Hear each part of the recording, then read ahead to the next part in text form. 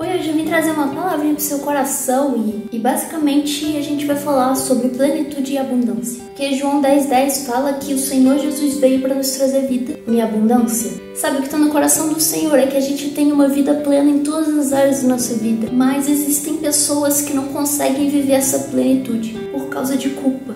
Porque não conseguiram entender direito o que é a graça de Deus, a superabundância da graça de Deus. Uma vez uma pessoa conversou comigo e me contou sobre os pecados que ela tinha cometido e como isso afetou o relacionamento, dessa pessoa com os filhos. E essa pessoa se sentia muito culpada. Mesmo depois de ter realmente se arrependido, ter se lançado aos pés do Senhor, ter se convertido, isso ainda trazia consequências, e realmente o pecado tem consequência. E eu me lembro que eu falei com ela: ei, olha só, onde abundou o pecado, superabundou a graça do Senhor. Sabe, existem pessoas que acreditam que não pode viver a plenitude em todas as áreas do casamento, porque um dia se entregaram fisicamente, do jeito que não deveria ao namorado ou namorada do passado. Existem pessoas que acreditam que não podem ter uma família feliz, porque olhando para as famílias, da família, olhando para os parentes, só vê destruição na área familiar, só vê pecado. Mas eu tô aqui para falar que onde abundou o pecado, superabundou a graça do Senhor. Eu não sei em qual área que nasceu o pecado na sua vida, mas o que a palavra está falando é que nesse lugar onde nasceu o pecado, pode ter uma superabundância, sabe? Nascer assim, a graça do Senhor. Então, se o problema for mentira, irmão, toma posse da superabundância da graça de Deus nessa área. Se o problema foi fidelidade, tome posse da superabundância da graça de Deus nessa área. Se o problema na sua família foi tipo perversão, imoralidade, então tome posse e decida que através de você, que na sua vida, que a partir de você vai ter uma superabundância da graça de Deus nessa área.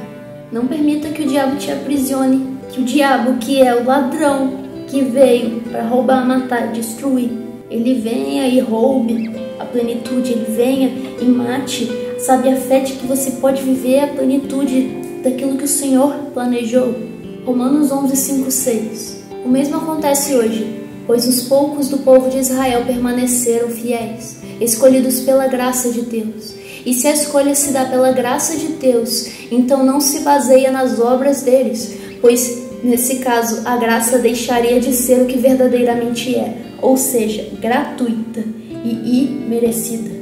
A graça do Senhor é gratuita, a graça do Senhor é imerecida. Ou seja, você nunca foi, nunca vai ser merecedor da graça do Senhor. Mas é por meio da graça e através da fé que nós somos salvos. Porque pela graça sois salvos mediante a fé. E isso não vem pelas obras, mas é dom gratuito de Deus. Então, se a graça não é por mérito, a gente pode o quê? Viver de qualquer jeito? Não.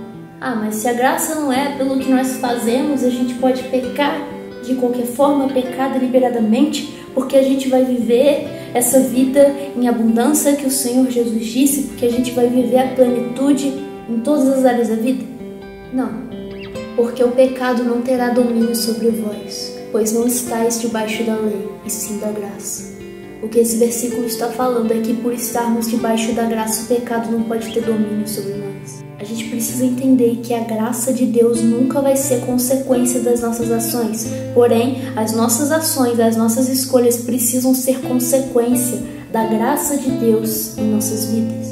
Como é que a gente espera viver, por exemplo, um casamento aí pleno, um casamento feliz, com abundância, se a gente deixa o pecado reinar?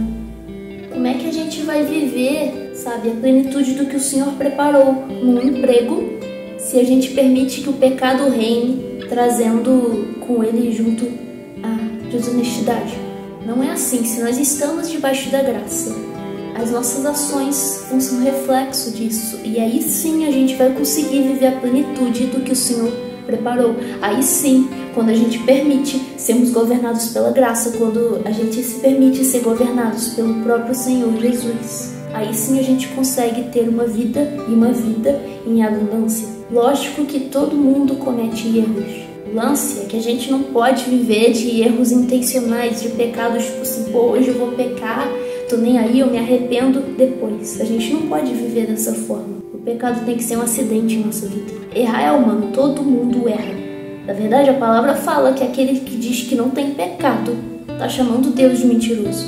Cair, todo mundo cai. O lance é a frequência, o lance é se tá tropeçando na mesma pedra toda hora, se não tá se atentando às pedras pequenininhas, se tá toda hora caindo no mesmo buraco, e se está se levantando e prestando mais atenção e se permitindo ser governado pelo Senhor, porque Deus não deixa a gente cair sem nos avisar.